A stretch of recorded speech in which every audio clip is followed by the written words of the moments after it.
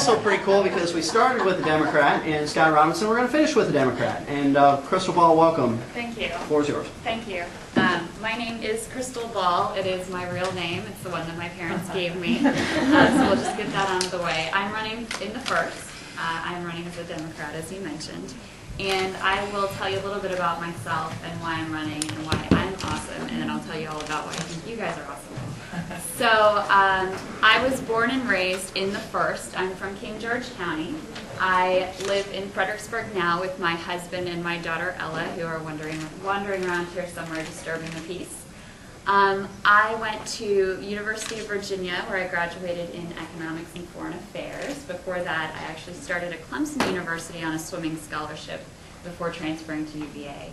I now have my own business. I design educational software, and that's allowed me to travel really around the country and around the world, working on education projects and figuring out what works and what doesn't in education. Before that, I worked with the U.S. federal courts, helping them to redesign their accounting systems to make them more efficient and more accountable. So when people talk about rooting out waste, fraud, and abuse, that's something I know a little bit about. I'm also a CPA. I do the books and the taxes for my business. I know the sorts of regulatory reform that could really help small business owners and could also help new people who want to venture out on their own have the courage to do that. I also know something about fiscal responsibility, being a CPA, and understanding that the debits have to match the credits. So that's a little bit about my background. Let me tell you a little bit about why I'm running. And I think everybody in this room, from both sides, has a lot of issues that they feel very passionate about that brings them here today. For me, there's a few things that stand out. You know, I work in education. My parents were both educators. My mother was chairwoman of the school board in King George County. And I strongly believe that every child deserves the opportunity to live up to his or her God-given potential. And right now we have a good education system, and I'm not someone who likes to slam the American education system because there's a lot of things we're doing right. But the bottom line is we have the most expensive system on the planet, and our kids don't get the results that they deserve, and I want to change that. Another reason why I'm running is because of my roots in small business. I want to work to create jobs all over the 1st District of Virginia, all over the country, so that people can live and work in the same community, so that they can have the dignity of earning a living wage and being able to support their families, and so that we can bring back economic recovery in the whole country. The final reason that I want to mention is I believe strongly that we need to make sure we're taking good care of our planet and preserving it so future generations can enjoy it as we have. That's something that I feel strongly about. We are home to the Chesapeake Bay in the 1st District, as you all know, and so the impact of environmental degradation is really apparent to everyone that lives there, and so I think that's something we need to do better at.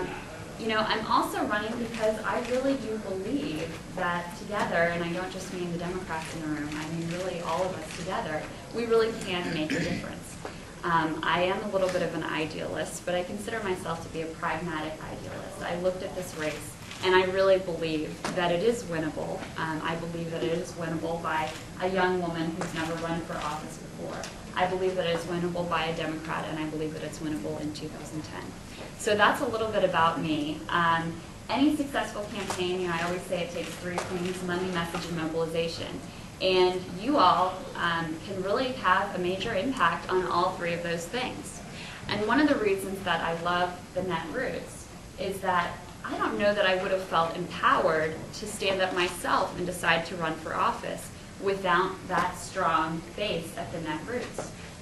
The way that things used to happen, and still in a lot of ways happen, is the people that would stand up and run for office would be those who felt like they had a foothold in the donor community, that they could raise the money from the big traditional donors that it would take to win. Well, that's changing, and that in large part is thanks to you all. And I'm not someone who has those roots. I'm not the type of candidate that they would normally gravitate towards. We've had success with them in large part because they know that with you all's help and with the help of social media, we can reach voters, we can message, we can do that cheaply and cost effectively and have people participate at the level that they want to. So thank you all for that. I also wanted to tell you that you know, I certainly from the very beginning I had no idea whether I'd be able to raise any money at all. So I knew that social media was going to be an integral part of my campaign, and quite frankly, being a young person, I thought that that might be an effective way to reach my peers and my generation, who are becoming increasingly difficult to reach because they're watching TV less, they don't have landlines, and they move a lot.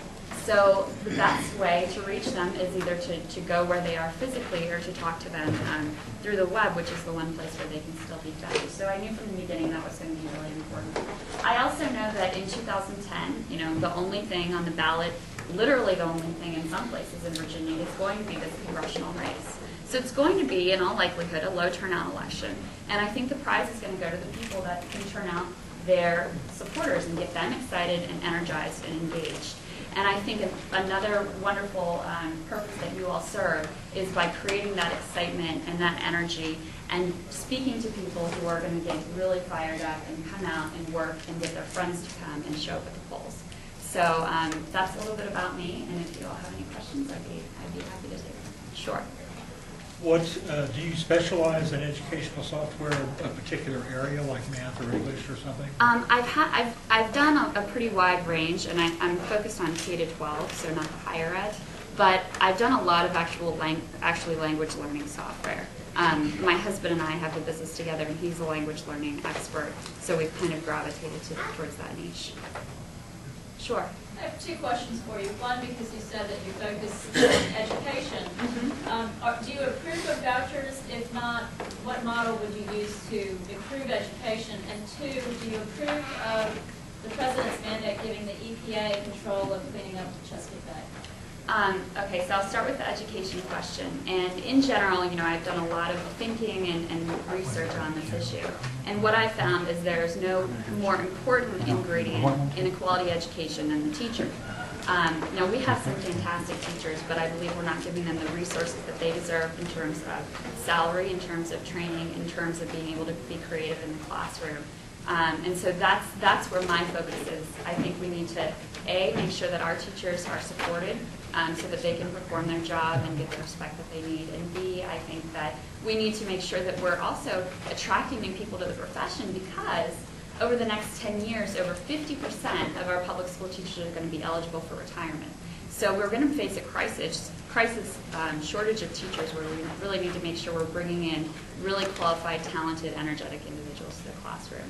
As far as the President Obama's mandate for the EPA to enforce the rules and clean up the bay, I support that.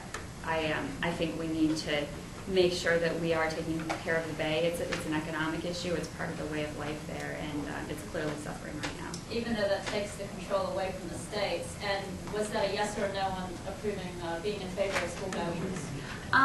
I think school vouchers are a little bit, I don't not support vouchers. I'm not a big strong advocate for vouchers. I guess my point of my answer was that it's not the thing that's going to make or break our school system. I think focusing on the teachers and making sure that they're supported is the way to go. Brian? Sure. You said we have the most expensive educational system that doesn't get the results, and you want to change that. What happened to that? Brian. Sorry, we actually have to move on because there's only just one or two questions from the audience. Remember, I said they can come up and you can ask her on an individual basis. Do you mind if I just respond to that one? Well, I think other people in the audience might if you respond to that question. So, I think what we need to do now, though, is give all our candidates a round of applause.